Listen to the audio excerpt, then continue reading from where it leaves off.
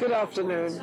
And I say it that way because I'm very honored to have Rob Garrett with me. You're absolutely amazing. Hello again. Hello again. I had to say that, hello again. Yes, hello, because he comes on my show quite often. He's absolutely amazing. I'm so honored to have him, and of course this is Vegas Live with Ninon. I'm your host and all that stuff.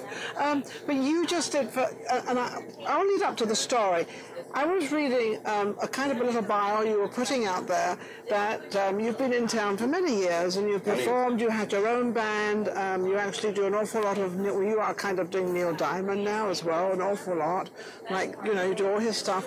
And you were talking about going to the Smith Center. Yes. And over all these years, you're going to a place where it's very famous, but a much smaller place as of people being there, which I thought was rather fascinating. And a non-casino, too. And a non-casino, yes. Normally, for me, at least in this town, it's always been, you know... You've always been casinos for you, and showrooms, and, you know, a lot of people arrive at the Smith Center. I think it was the Jazz Cabaret room. It was. And I think it holds, what, 100 or something, or 200? No, it holds close to 250. 250. And I wasn't, there's no way we were going to get away with just doing one show. We did two. You did two shows? In one night. Two shows in one night, but you're only going to do one, right? No, we did it. Oh, you did two? We did two in one night, so which is different for me, too, because I basically did a 95-minute show and had an hour to get ready for the second. You know. Yeah, but how thrilling is that? Well, you know, I'm here. You're looking great. So I'm here, so I survived it. You know, you survived it. But 95 minutes is a long time. And I've done longer, but because of their time window, we had to keep it to a certain... Well, also you were doing two shows that day. Yeah. It was, which was this... last Saturday. Last Saturday, right? Yeah, absolutely. And it was my first time performing there. I was going to say, this was your first time performing in such an extravagant, a very large performance for you that you'd never actually done before. How excited were you after all these years of performing and doing all this stuff, and you end up at the Smith Center, so well known? Yeah, I was excited because I always welcome the challenge of a new venue. Yes. And again, it was my first time in there, and you know, I was nervous too, you know, because I wasn't comfortable with the place. Now you weren't more familiar with it. Right. Everywhere else I've been. Nobody was gambling down there. No one was gambling. It was 100% on you. Correct. Yeah. And, that can make someone nervous. And it's more intimate. It's more intimate. Very intimate. Yeah, which I welcome that too, because you know, way before the Neil Diamond thing, I had a semi-prominent band in this town, so I was used to. What was the name of your band? Let's get it back a little bit back into your history. Let's go back to the 80s. Let's go back to the 80s when you had your own band. I had my own band from 1980 to 1995, and it was called Rock and Roll Heaven.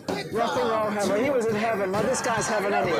Yeah, you were in your heaven. I was in my anyway. 20s, and you know, getting a paycheck to sing, so I was in heaven. You were in heaven, but also you were playing a lot of the lounges and everything?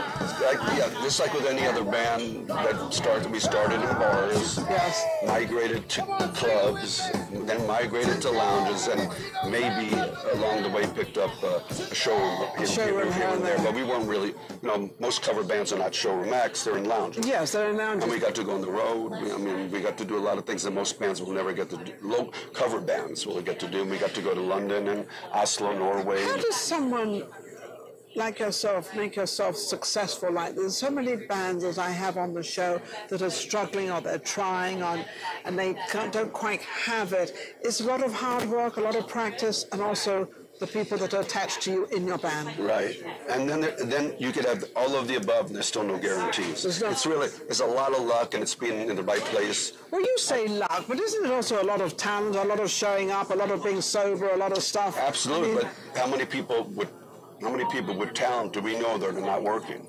So, well, I know a lot of talent right now that's not working. Right, well, I'm saying, so talent is a given. I mean, yes. You know, talent is a given, but it doesn't guarantee you that you're going to work. That's why I say there is a certain amount of luck. Timing is everything. I also think timing is everything, showing up is everything, and being there and actually doing your job. And having it is a job. You know, and whatever you're doing, obviously, you have to have the presentation, and that's got to be something that people are interested to go to see. Absolutely. Now, how did you transition from your own band and everything into Neil Diamond? And you started. I can't tell you how many times I've been asked that. Look how he looks. I mean, really, you are. It's amazing, the look. Thank you. And you really haven't done anything. And no cosmetic surgery. I know you haven't done. I was going to say he hasn't done anything. He's got the hair. You got everything. No, I had to learn how to do this. Yeah. It took me a while to do that, but. You got it. You got it. Now I got it down. No, it stays. But what was the transition though? The transition was that in those 15 years that I had the band, I didn't realize that I was actually already. You gravitated to him. Training myself to do this inadvertently. Yes. And because being such a big fan of Neil's that I did a lot of his material. So you're already a big fan of his, regardless. Big. So you used to sing a lot of his songs anyway. Correct. But I never had to look like him or dress like him or act like him. You just liked his songs. Yeah. Well, and did it for 15 years. A lot, Yes. because it was my band. I did a lot of Neil Diamond stuff. So then you decided to just do completely Neil Diamond. Yeah, and that was, a lot of the people. A lot of the performers from Legends in Concert used to come in and sit in with our band, a lot of the impersonators, who we now call tribute artists. Tribute artists, yeah. I think that's a much better name, by the way. Yeah. Tribute artists is really PC, cool. we have to be PC. But they would sit in and the audience and the tribute artists that sit in would always say to me, Rob, you should try out for Legends. They would say, I heard that for so many years. And then you thought, okay, I'm going to go for it. Well, and once I found out how much they made as compared to us working our butts off, working 5 hours. Go for it. Us working 5 hours a night, which is, back then in the 80s, you worked 5 and 6 hours a night with a band. Yeah, you were on, then you were off and on and off all the time. But that many hours. You had to be that many hours there. Yeah, now they don't. Now it's more like 3 or 4. But the average band. Okay, because you were just saying that you just did your average. You just did your 95-minute stint, which is pretty long. Right. Yeah, but now when I do that, that's all me. When I had my band, even though I was the lead singer, I could rest sing a few songs, let someone else sing a song. Everybody in my band sang, but now it's your own show. Now this is your own thing. Yeah. So how the transition going from this big band to you now? You still have the band, but you're now on the stage and you're absolutely 100% Neil Diamond. Right. Well, that was it.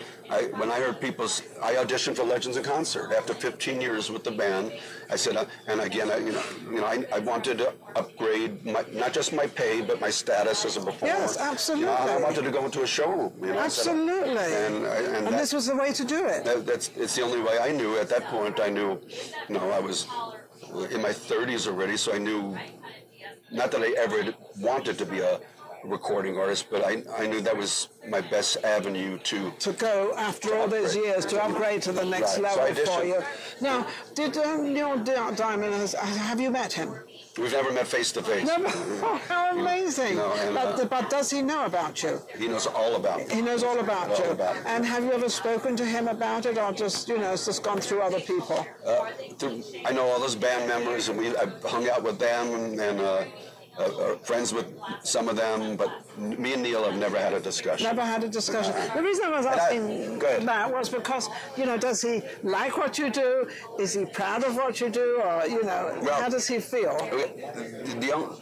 The only way I can answer that is say this. I've been doing it for 23 years. And he hasn't stopped me. He hasn't stopped you. So obviously he's very honored how you do it and how you perform. Because I've seen you perform many times, and if anything, you give such dignity to his name. You do.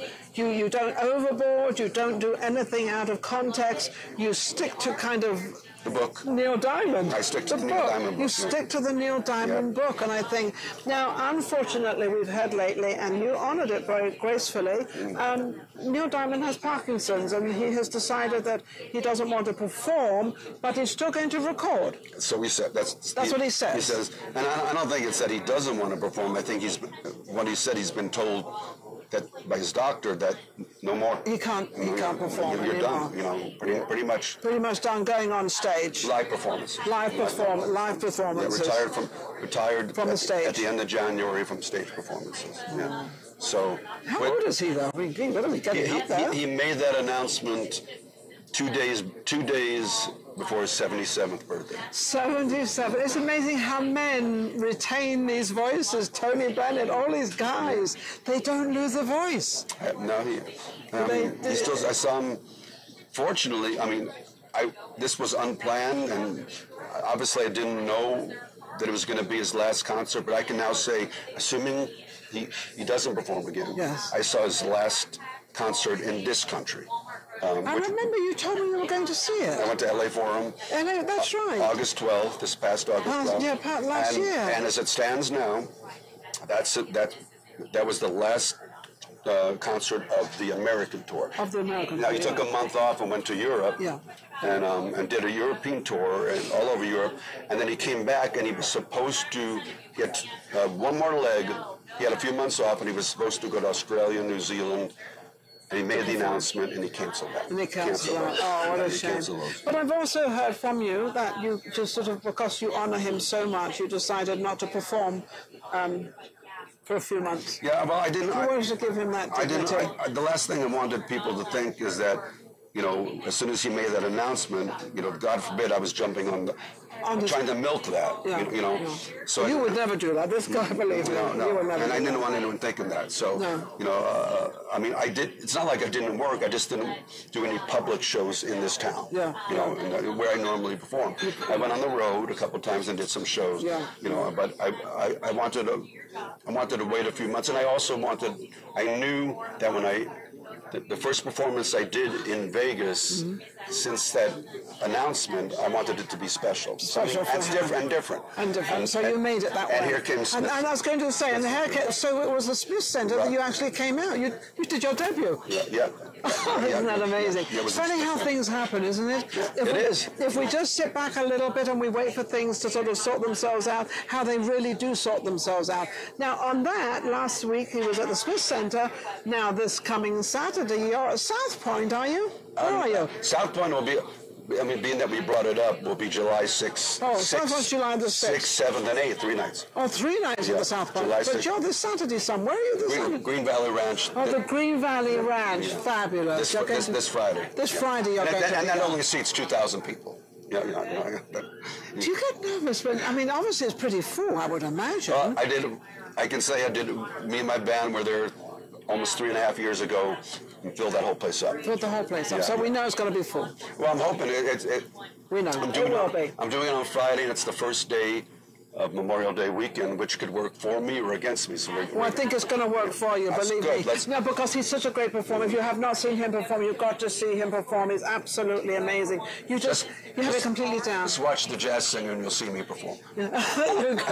Right. There you go. There you go. But it's sort of, so where are you going out? You're doing all this. What is your criteria? You're going to make a CD, a record, or whatever they call them these days. What are you doing?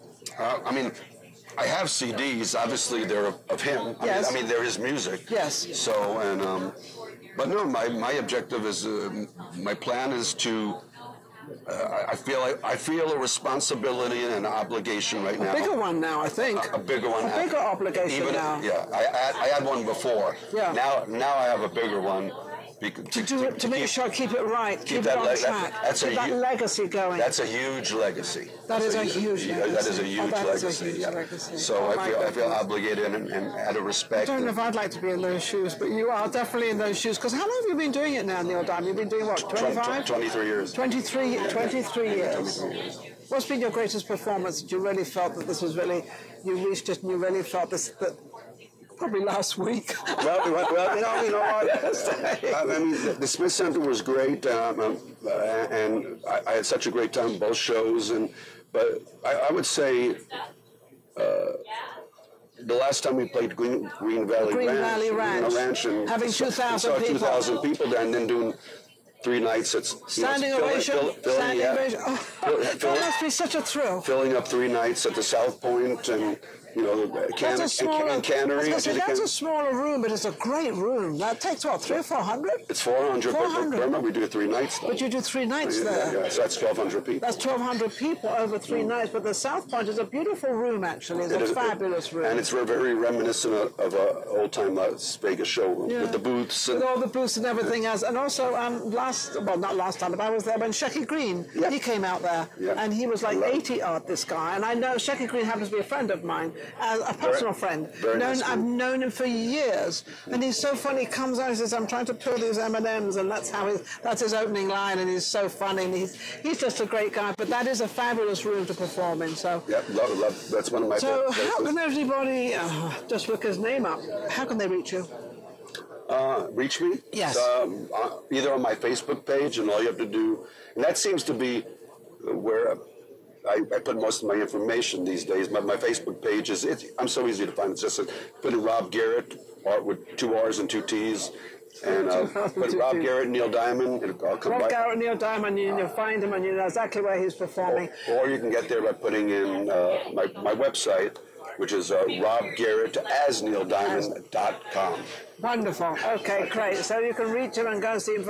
You will be absolutely thrilled if you haven't seen him.